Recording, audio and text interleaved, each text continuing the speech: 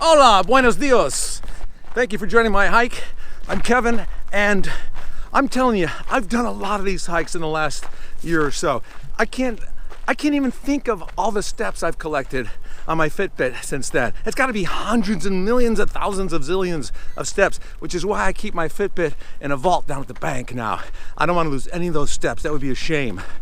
Also, I'm wearing the exact same pair of hiking shoes that I've worn on every hike.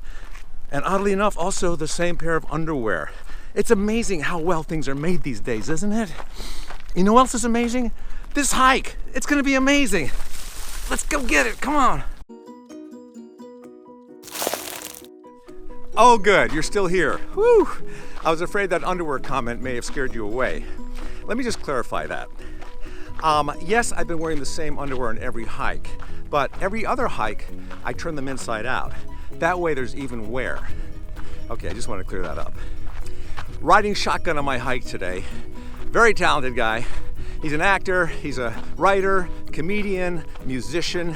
He's won tons of awards, Emmy Awards, Golden Globes, Critics' Choice TV Awards. I'm sure he's even got some bowling trophies at home. He was recently co-starring in a movie with Meryl Streep called Florence Foster Jenkins, and you know him from the Emmy Award-winning series The Big Bang Theory. That's right, today we are hiking with Simon Helberg. Hey, Simon! Kevin! I didn't know you lived there. Oh yeah, can you turn the dryer on? Thanks. So, you know, everybody knows you from The Big Bang Theory. Everybody? Yeah. But I would imagine some people don't know you did Mad TV. I was on Mad TV, but it was so brief, and then I was let go from Mad TV. After how long? 6 episodes, I think. So when something like that happens, does that become a paranoia for you, where like you think every show you're going to be on now you're going to get let go? Well, now that you say it like that. Because you've been doing The Big Bang Theory 11 years, but they could fire me. And you're still nervous about that, right? I still check my inbox. Because how long can that show go? Can you guys be like 60-year-old geeks and nerds? Do you get cooler as you get older? Is that what you're trying to promote? Yeah. I mean, SNL has quite a track record of firing. Oh, yeah, they do, yeah. Yeah, we lived out of our suitcase every week on that show because the year we came on, the year before that, they almost got canceled. You came on, I mean, you were the formative, for me, that cast was the formative cast of my youth and my whole life. You guys inspired me. Well, don't say you guys, it was mostly me. No, it was mostly the other guys. It's just they're not here. What was the character or the impression that got you on Mad TV? I did Robin Williams and Al Pacino talking to yeah. Yeah. I would always, his laugh. Yeah, right? I would hear him in the comedy clubs all the time. Yeah. Around the corner talking. Yeah, to you people. know him. Yeah. So this is comedy heaven. Okay. Yeah. I met him.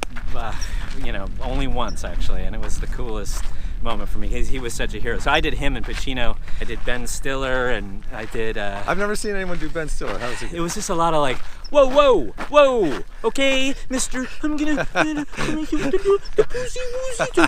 Come on! It was like a lot of like that kind of thing, and that thing. That was big. That was big. It's really all about noises, isn't it? It is. There was a sense, Robin Williams, and then Ben Stiller. I asked Sandler to do an impression of himself. He goes, yeah, that's it.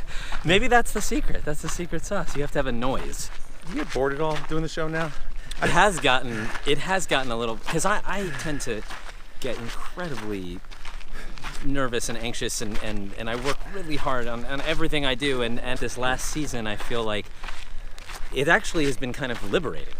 There is a part of it though where you've been on a show for a long time. It's almost like an evolution where when you're first on, you don't want too many lines because you don't want to mess up. Yeah. You know, and then after a year or two, I wish I had more lines, man. I wish my characters were more flushed out. Yeah. And then to the point where you've been on there so long, it's like, oh, great, I only got 2 lines. Perfect. Yes. Yeah, there are those weeks where you're like, you really want to, you're like, oh, like, I really want to finish watching Wild Wild Country. Like, I hope I have a light episode. Yeah. Sometimes just having a drink is the sort of the gold at the end of the rainbow. Yeah, and you have a large drinking problem, no? Yeah, no, I'm. Do you think it's littering if you throw an apple core outside your car window as you're driving? Yeah, I wouldn't do it. But like, let's say it lands in another person's car and hasn't hit the ground. No, then it's really crafty. It wouldn't be littering their car? No, I mean, I think having something, is it littering to throw something on the floor of your car? I guess it would be. Or littering to throw something on the floor of somebody else's car? What if you threw the apple core in another person's car window, right, and it landed on the floor? Yeah. It would be considered litter, but what if they picked it up and started eating it? That would be no longer litter. What if you threw a full apple into somebody else's car, it hit them in the face, they passed out and crashed into an apple truck that caused all of the thousands of apples in the back of the truck to spill then onto the street? What? That's just a riddle. That's a riddle. Don't answer. That would be a riddle. Are you a tidy guy? A tiny guy? No, tidy. Tidy. I am, and sometimes it's gotten. It used to verge more on a very obsessive, compulsive kind of level, and now I'd say like I don't mind if things are perfectly clean and organized, but I do kind of need to know where everything is. Yeah. Does a painting on the wall have to be straight? Yes, very much. That's a problem for me. I can't. It's not a problem. It's a problem if it's not straight. It's an issue. Yeah, it's a concern. Yeah. I mean, so much so that I think I do have a leveler app on my phone. Yeah, I've got a stud finder on mine. Oh, well, a stud finder. Is that a thing? Yeah. If in you're the hanging wall? Pictures. You can but there's an app for that? Yeah. It doesn't work, but it's a stud finder. It's good. Yeah, my features look great. The more fish-eyed you can get through a peephole that's my best angle. My nose is really small. It's just the fisheye. You're not self-conscious about your nose, are you? I have mentioned it twice, I think, haven't I? Have. So what does that mean? I guess it means No, I'm fine now because I see myself all the time, and I'm mostly. I think my image of myself in my head is so far down there that when I see myself, I'm usually encouraged. Yeah, you are a black belt in karate. Yes, I was. Oh, you lost it? They took it from me. I was 10 when I got So a black belt as a child is not the same as a black belt as an adult. Yeah, I think that's the reasoning. Yeah. Because if you just think logically about a 10-year-old having a black belt and being, 60 pounds, yeah, and then being, a grown man with muscles and having gone through puberty and et cetera, yeah. The fight is going to be no contest. When you have a black belt, first of all, I don't even care. Had a black belt. You still have it somewhere, though, don't you? I think it's in my parents' house. Just in case, like an emergency? Yeah, just if someone breaks in, I don't have a gun, but I do have the black belt, so I figure if someone breaks in, I could drive out to my parents' house, try to remember how to do that knot, because it was a kind of a funky knot, and then come back home. Hopefully the intruder's still there. And then strangle them with the belt? No, then I learned how to just bow. That's more of a ducking thing now instead of bowing? Yeah, well, it comes in handy both as bowing and as avoiding any kind of conflict. How great is that view? Man, huh? What city is that? That is Anchorage, Alaska. Oh, it's beautiful. That's how clear it is out today. Show me your slow burn.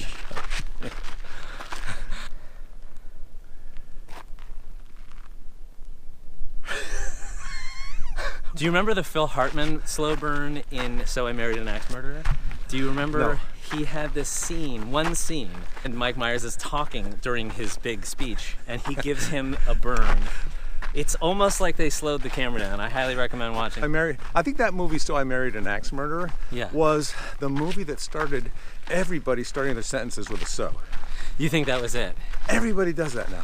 You're right. Hey, where do you work? So I you're work right. This is a thing that and you know what? I noticed it, and I even remember the person that I noticed doing it frequently, and I thought it was kind of irritating, and then I found myself doing it. Yeah, you can pick it up. Because I think the intention behind it is sort of a nice and an inviting one.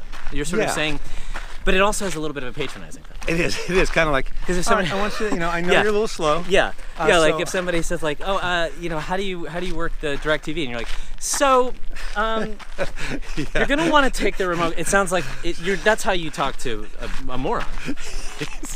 It sounds like you're really talking down to somebody. Yeah. It sounds like because it sort of sounds like you're preceding everything with, have you ever heard of Yes. that?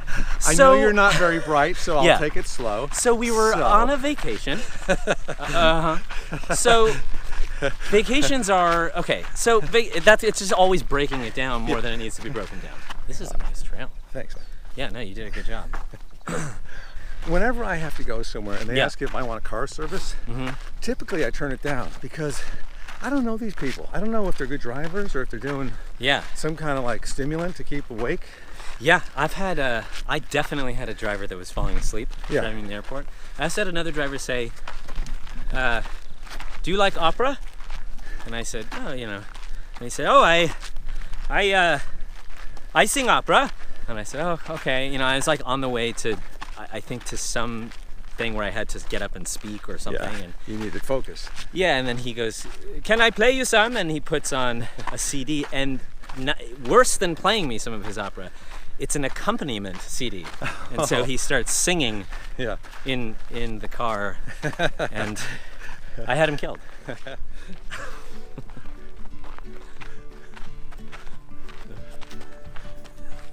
What's your go-to movie snack? Probably Red Vines, but I don't. But I now I tend to go more M&Ms. Red Vines feels a little juvenile. Just M&Ms, nothing else? Like a Diet Coke or something? I go to the movies so rarely that I will like make up for lost time, so I'll kind of get everything. I'll get like popcorn and M&Ms and a Coke, probably. I do a theater salad. It's the warm popcorn, and I throw the Raisinets in there, and they melt on there. It's the sugar salt thing. And my hands are a chocolate mess when I come out of there. They're salty and chocolate. You're that person in the theater who's just constantly looking at their disgusting hands and wiping them on the seats. You know what's the best thing to do in a movie theater? Even if you don't like the movie, just go stand like in front of the front row and watch everybody in the audience eating. They're like stuffing everything in their face, like unbelievable. Yeah, it's like nothing counts in the dark. That sort of. I know it. I typically finish my popcorn before the movie even starts. I used to do a thing when I was a kid. I'd get Red Vines, and I would see. This is kind of that OCD thing. I would open my Red Vines exactly 30 minutes into the movie, so I would be looking at my watch. Oh, that's how you got on The Big Bang Theory. Those are the kind of. Has anybody asked you to come into their school and explain The Big Bang Theory to the classroom? Like what the actual Big Bang Theory was, or the show? The actual science. Do you know what it is? No, I never bothered to look, but I hear it's really funny. I hear good things. Well, they just disproved it. Oh, this morning? Yeah, it was a small bang theory. Okay. No, well, everyone starts with high hopes, and no, once Stephen Hawking died, they were like, okay, phew, he's gone. What a bunch of bullshit that was. You get manicures? Well, I have this nail biting thing, but I've gotten a little better. Well, I've gotten a little better. Show the people. I've gotten a little better. They're not bad. Yeah. They're not bleeding, at least. No, they're not. I don't go that deep. I used to be worse, but no, luckily I never. It's a bad habit. When you're done biting your nails, you need to bite other people's nails. Yeah. Can you hire somebody just to... I had to. I stopped biting my nails because I knew that they were going to be on the piano shooting me a lot, and so I got a manicure the only time ever in England, and it was. You went all the way to England? Yeah. We were shooting in Burbank, but I heard that there was this place. I had a group. You only get the best. Yeah. Do you believe in signs? So I'm going to answer your question. So here's what signs really are. Let me break down this question. Let me give you the Cliff Notes for Dummies version of this. So, no, I do believe that. Oh God, how do you answer that question? I think signs are very convenient when people want to see them. I think it's like, how open are your eyes, and don't you think we just project all of our own ambitions and fears onto everything? So you start to read into things, and you also start to just note. It's like that thing when you're like, when somebody mentions like a yellow Volkswagen Beetle, and you're like, I've never seen one, and then you notice like 5. Yeah. Whoa, you're right. See, that's a sign. At what age can you no longer be called a child prodigy? Let's say you're 50 Right. And you've never sat at a piano before. And you just happen to sit at a piano. And you're amazing. Are you an adult prodigy then, or a child prodigy? I think it'd be weird to call any 50-year-old a child. You ever come up with an idea you thought this was a great invention? Let's see. I remember we had to invent something when I was a kid. You know, we had to bring in something. But I'm pretty sure it was my dad that came up with it. But it was an electric spaghetti fork.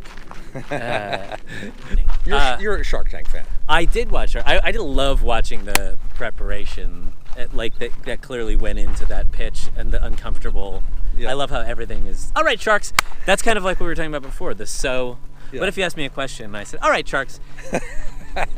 You answered it like that. Yeah. Hey, so Simon, what's your morning like? All right, sharks. So this morning I woke up earlier than usual.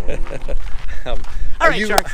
You ever been at a party and you're holding a drink and you're trying to figure out, where do I put this drink? And you got nowhere to put it because there's no tables. You know, they've just moved in. It's a housewarming party. You think, gosh, I really want to put I invested $50 into this. It's my own money. Yeah. So here's the part that I don't normally talk about. My mother was hit by a slow-moving trolley. And then they're like, oh, somebody God. threw an apple outside of the car. Hit them in the head. And she was a bus driver, and the odds of getting hit by an apple are very slim, but and they're like, all right. And then that bald guy's like, fuck you and your fucking Thanks, Simon. Man, good impressionist. No one's ever done an impression of me. Actually, David Duchovny did one once. It was just this. Hey, man. Hey, man. And I wish I was a child prodigy. But maybe I am. Maybe any of us could be a child prodigy, but we haven't found the right instrument. You know, like a piano or a tuba or an auto harp. Something that we wouldn't likely sit down with. Oh well. Thanks for joining my hike. Please subscribe, turn on notifications, and we will catch you next time. Happy trails. This is riveting what we've done right here.